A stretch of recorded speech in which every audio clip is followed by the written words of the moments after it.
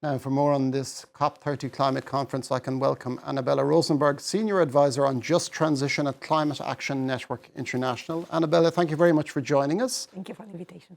Can I start by asking you what will be the significance, if any, of this COP30 conference? I think, as the little intro was mentioning, the absence of the US is an important moment for the COP. I think governments are going to go to the COP and see who's there, check who's still on board with this idea that we have to cooperate to act on climate. And it's not small to rethink what governance of the climate crisis is going to look like without the biggest historical polluter. So I think just for that is going to be an important moment to check. I think it's also going to be important to see how do we move forward? Which kind of multilateralism are we going to have at a time where we have multiple crises around, a trade war going on? So I think one of the key pieces of this COP is going to be, instead of discussing about the objectives of climate action that we know are insufficient, it's going to be about how do we unblock what right now is being more and more complicated. The fact is that many governments are backtracking on climate ambitions, and one of the reasons is potentially because there's no justice around. Many people feel that they are going to have to foot the bill of climate action, and I think something has to be found, and this is why Brazil hosting the COP, it's an interesting moment. We have President Lula, very committed on social justice, probably less on environmental issues. So connecting the dots between social and environmental justice might be one of those things that this COP would be able to address maybe for the first time. Now, the United States is, as you said, Donald Trump will not be there at this two-day summit that precedes the conference, but China and India are also sending only ministers and deputies. And now the US, China and India together, they constitute 52% of global carbon emissions.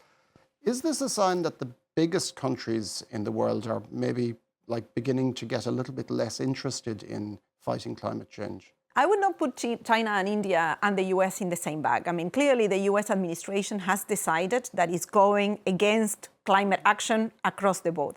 China has presented its nationally determined contribution, certainly less ambitious than what we were expecting, but clearly putting itself in a track for emission reductions, actually, basically for the first time. I think the case with India is different. I think India is in a situation where it doesn't really believe that the multilateral system will do anything for them. So I think we are in different situations. I think they are sending high-level diplomats to the negotiation of the COP. And I think they have also some important stakes in this negotiation. The conversation on climate finance, of course, the conversation on industrial policy. Are countries able, in particular in the Global South, to put in place an industrial policy to go green, or are we going to be targeted later by trade measures, as is happening today in the whole conversation between European trade protectionism and Global South going green with its own technologies? So they have something at stake. They want to engage in this climate governance. I guess the biggest question mark is what the EU is going to be doing right now, that it cannot hide behind the US anymore. And I think what we are going to observe is a little bit of a realignment of who's the good guy and the bad guy in climate politics with this COP. And you mentioned earlier Brazil as well. Since the return of Lula to the Palácio Planalto, the country has become maybe a little less hostile towards environmental concerns than it had been under Jair Bolsonaro. But is there still problems persisting in Brazil with regard, considering it is home to one of the world's most important rainforests, the Amazon? Absolutely. Brazil is quite peculiar because it doesn't do a lot of emissions because of energy production, as most of the countries in the world. It has a very strong renewable energy mix. That being said, one of its main sources of emission is coming from deforestation. I guess the element on Brazilian policy that doesn't make it so different from the rest of developing countries and emerging economies is that it's actually difficult to think how countries will industrialize without damaging the environment. Europe has done it, the US has done it, China has done it. The fact is that right now, what are the capacities of those countries to find a new development pathway? And this is, I think, a political conversation that Brazil is putting on the table. Like, what is our pathway? Yes, it comes with pollution. It might come even with permits that is, of course, angering a lot of us. Like, what kind of pathway are we looking for when we are going for more oil? At the same time, how is that we are going to fund public services? How is that we are going to be giving power and education to our people in the South?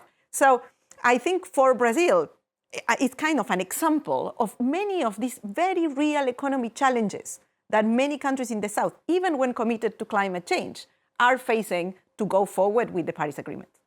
Now, UN Secretary General Antonio Guterres says that the world will not reach the 1.5 reduction in global emissions. I think we all know that as well. 2024 was the hottest year on record, the first year where 1.5 had actually been surpassed since the start of, since pre-industrial temperatures.